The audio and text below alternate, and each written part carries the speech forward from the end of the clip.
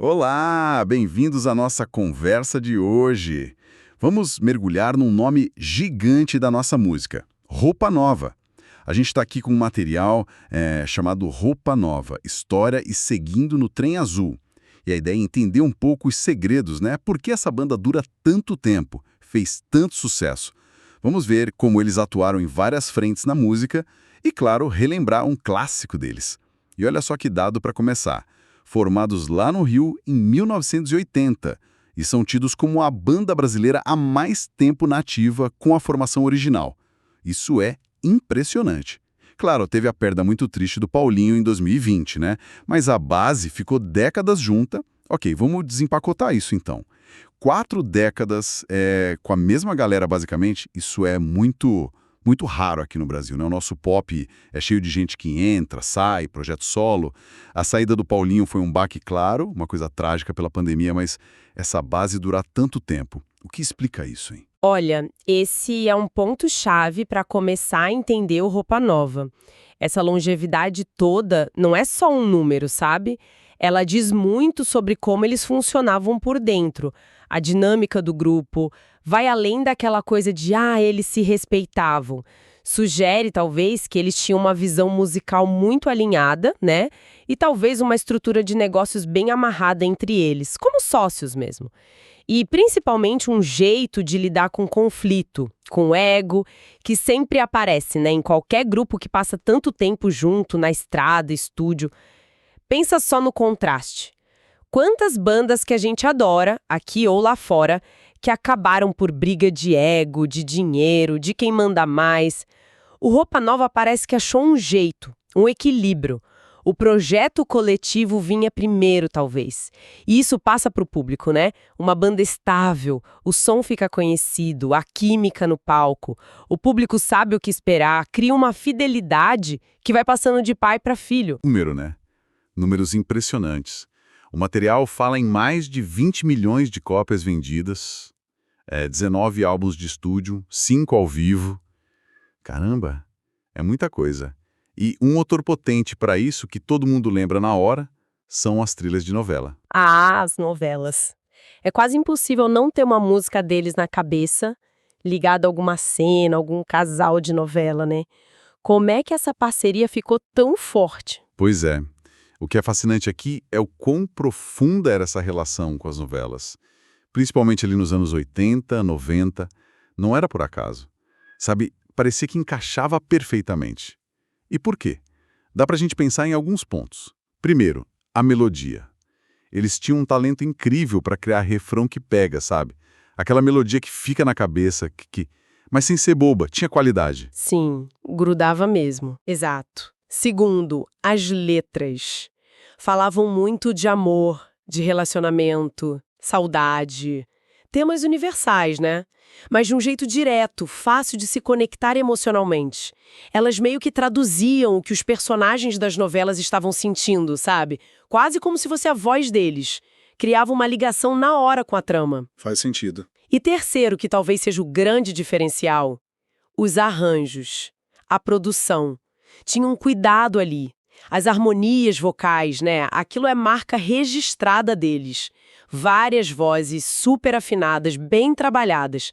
Davam um toque de sofisticação. E os instrumentos.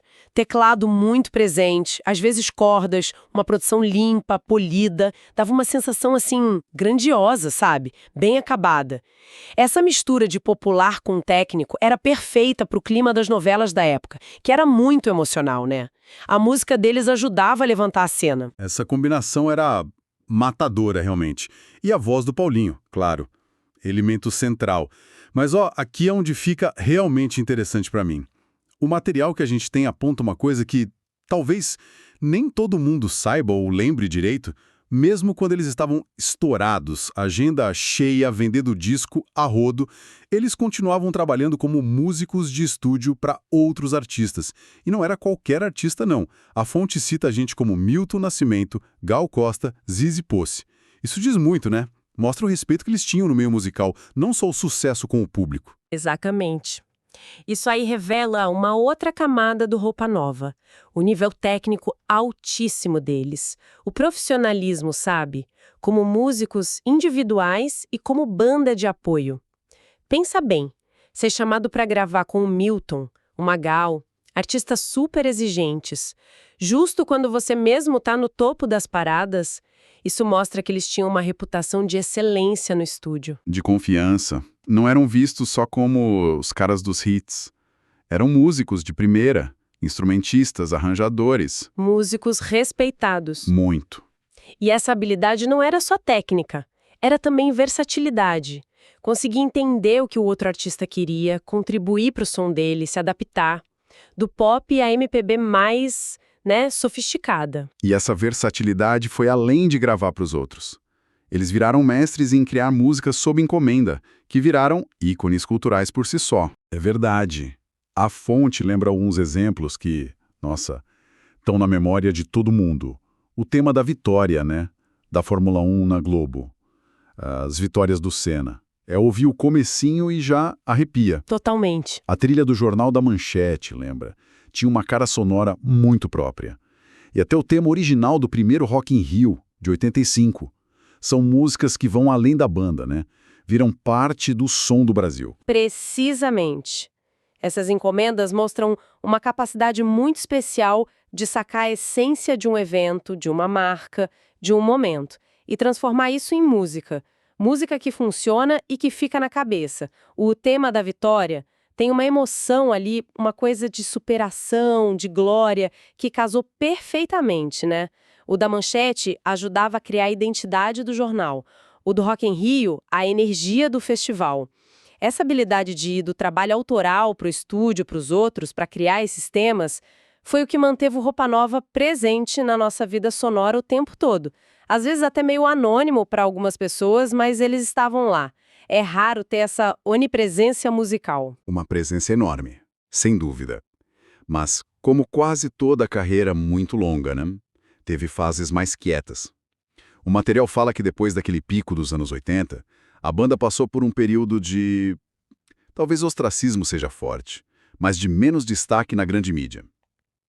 Outros ritmos dominaram, Axé, o sertanejo que se renovou, o pagode dos anos 90. Ganharam muito espaço. É normal, acho, na indústria. Sim, a indústria da música vive de ciclos, E o gosto do público muda.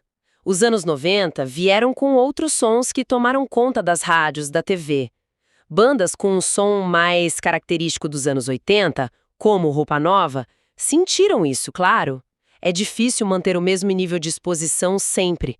Foi uma época em que talvez eles focaram mais nos shows para o público fiel deles, sabe? Mantendo aquela base de fãs ativa, mesmo sem tocar tanto no rádio quanto antes. Só que a história não parou aí, Eles tiveram uma capacidade de se reinventar, uma resiliência impressionante. A fonte diz que lá por 2004 começou um retorno forte. O público, a mídia, redescobriram a banda. E teve um ponto alto nisso tudo, o Grammy Latino, melhor álbum pop contemporâneo brasileiro em 2009, pelo disco Roupa Nova em Londres. E olha que curioso, o material diz que foi gravado nos estúdios Abbey Road. Mas tudo leva a crer que estão falando do Abbey Road, O estúdio dos Beatles, lá em Londres. Olha, se conectarmos isso ao quadro geral, essa informação do Abbey Road, se for isso mesmo, uau, dá um peso extra, Abbey Road não é um estúdio qualquer. É histórico, Beatles, Pink Floyd, tanta gente gravou lá. Uma banda brasileira com décadas de carreira, gravar lá e ainda ganhar um Grammy Latino por esse trabalho é um reconhecimento gigantesco. Mostra a qualidade, a relevância deles ainda viva. Total. E sobre esse retorno a partir de 2004? Eu acho que foi uma mistura de coisas, sabe? Com certeza, a nostalgia de quem cresceu nos anos 80 ajudou. O pessoal queria ouvir ao vivo as músicas da vida deles. Mas não foi só isso. A qualidade musical deles, boas melodias, aquelas vozes juntas, isso não envelhece fácil.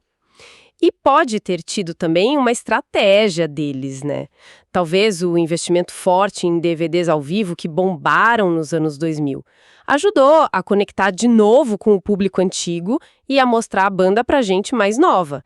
A internet também deve ter ajudado nisso. O Grammy veio para coroar isso tudo, para mostrar que não era só saudosismo, era reconhecimento da força artística deles naquele momento.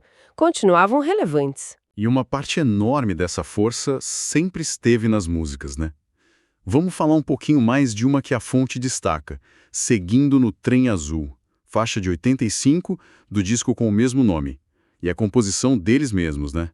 O que mostra também o talento para compor, não só para cantar e arranjar. O material traz uns versos aqui que pegam bem o clima da música. Você é pessoa que nem eu, que sente amor, mas não sabe muito bem como vai dizer. Forte isso, né? Muito. E aquele outro, te dou meu coração, queria dar o mundo. Uma entrega total. E o refrão, claro, seguindo no trem azul. Essa letra parece falar de uma coisa meio melancólica, romântica. Essa dificuldade de se expressar que tanta gente tem, né? Exatamente. A letra de Seguindo no Trem Azul é um ótimo exemplo de como o Roupa Nova conseguia pegar emoções universais e colocar de um jeito poético, mas que todo mundo entendia. Essa dificuldade de falar de amor, não sabe muito bem como vai dizer, quem nunca, né? E a idealização, queria dar o mundo. É um clichê romântico, mas funciona muito. A grande dúvida que fica é a metáfora principal. O que é esse trem azul? Boa pergunta. Pois é. O que será esse trem azul? Dá para pensar em várias coisas. Uma viagem para dentro de si, uma fuga da realidade, para um lugar de fantasia, de sonho, onde o amor é mais simples. O azul pode ser melancolia, introspecção, ou pode ser algo mágico, meio conto de fadas. E pensando na época, 1985 no Brasil, era um momento de mudança, né? Saída da ditadura, buscando caminhos novos. Talvez o trem azul fosse também uma esperança. Uma viagem para um futuro incerto, mas que se desejava. Onde desce para viver as emoções de forma mais plena. Quem sabe? Interessante essa leitura. E musicalmente, a canção é a cara do Roupa Nova dos anos 80. Melodia marcante, bem feita, o teclado criando aquele clima todo, as vozes juntas dando brilho e a produção equilibrando o pop com um toque mais sofisticado. Foi um sucesso gigante na época. E resume bem a fórmula deles. Falar de sentimento de um jeito que soa grandioso, emocionante. E o fato de serem deles mesmos mostra a força criativa que eles tinham também como compositores. Uma análise muito boa mostra como a música deles, mesmo sendo tão popular, tinha as suas camadas, né? Fazendo um balanço aqui da nossa conversa, fica claro que a trajetória do Roupa Nova é única mesmo. Aquela longevidade com a mesma turma é a base de tudo, quase um estudo de caso. O sucesso comercial absurdo ligado às novelas, às vendas, marcou época. Sem dúvida. Mas é tão importante quanto lembrar o papel deles nos bastidores, como músicos de estúdio de primeira, criando temas que viraram parte da nossa cultura. E essa capacidade incrível de passar por fases mais difíceis e voltar com tudo, ganhando prêmio internacional. E mostrando a força de músicas como Seguindo no Trem Azul, que emocionam até hoje. Isso levanta uma questão importante, talvez para quem está ouvindo a gente pensar um pouco depois. Considerando essa habilidade imensa do Roupa Nova de atração principal para músico de estúdio detalhista, sabe?